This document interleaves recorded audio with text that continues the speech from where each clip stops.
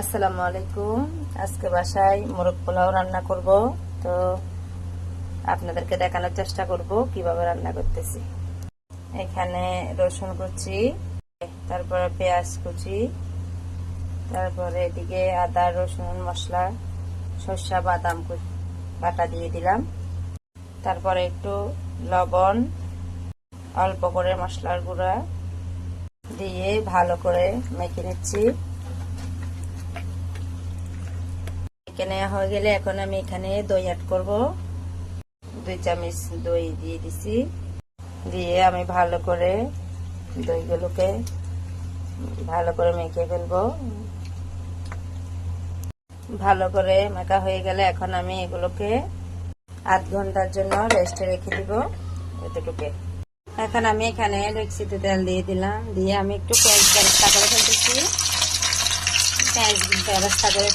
একটু আগে, যেহেতু ভাতের জন্য ওখানে দিতে হবে, মাংসটা দিতে হবে, তাই আমার পেঁয়াজ বেরেস্তাগুলো হয়ে গেছে। এখন আমি তুলে ফেলবো। তুলে নিলাম। এখন আমি মাংসের জন্য এখানে পেঁয়াজ কুচি দিয়ে ফেললাম। পেঁয়াজ কুচিগুলো দিয়ে ফেলতেছি, ভালো করে নাড়তেছি।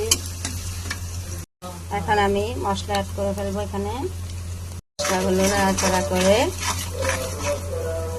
ঢেকে রাখা মাংসটা দিয়ে দিব মাংসগুলো। আমি এখানে পোলাও পাতাগুলো দিয়ে দিব। দিয়ে ভালো করে নেড়ে চেড়ে দিব। ভালো করে নাড়াচাড়া হয়ে গেলে এখানে কাঁচামরিচ টমেটোগুলো দিয়ে দিব। টমেটোগুলো দেওয়া হয়ে গেলে আর একটু করে নেড়ে দিব। দিয়ে এখন আমি ঢেকে দিব। এখন আমি ঢাকনাটা উঠিয়ে মাংসগুলোকে একটু নেড়ে ছেড়ে দিব ভালো করে। নাড়াচাড়া ভালো করে একটু কষিয়ে নিচ্ছি মাংসগুলো।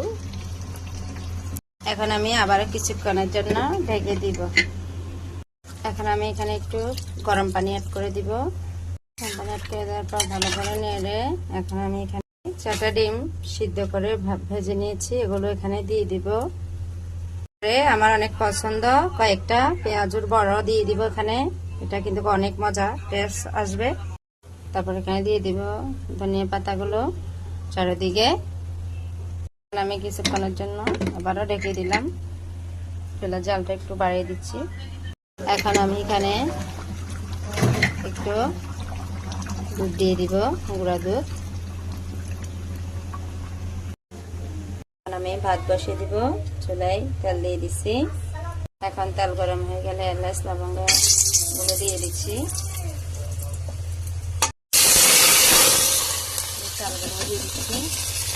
ভালো করে নেড়ে ছেড়ে দেব।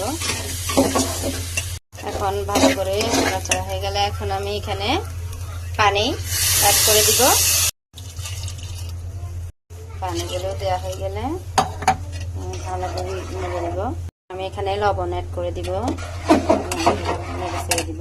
এখানে ভাত পাতা দিয়ে দিব, হলুদ পাতা দিয়ে দিব।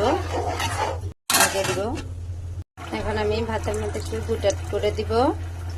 দিলে স্বাদটা একটু বাড়ে।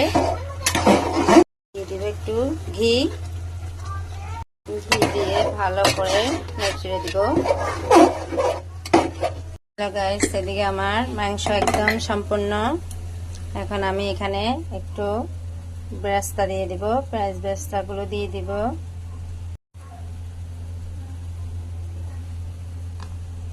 দেখেন ফাইনালি আমার রান্নার কালারটা কত সুন্দর আসছে। দেখেন অসাধারণ একটা রান্নার কালার, এটা কিন্তু খেতে অসাধারণ। এদিকে আমার ভাতটাও হয়ে গেছে। এখন আমি ফ্রেশ বেরেস্তাগুলো দিয়ে দিব। চাইলে আমরা খুব সহজে বাসায় এভাবে বানিয়ে খেয়ে ফেলতে পারি। রেস্টুরেন্ট থেকে আনার আর কোনো প্রয়োজন হয় না। এভাবে বাসায়ও তৈরি করে খেয়ে ফেলতে পারি। আমার অসাধারণ মোরগ পোলাও, অসাধারণ।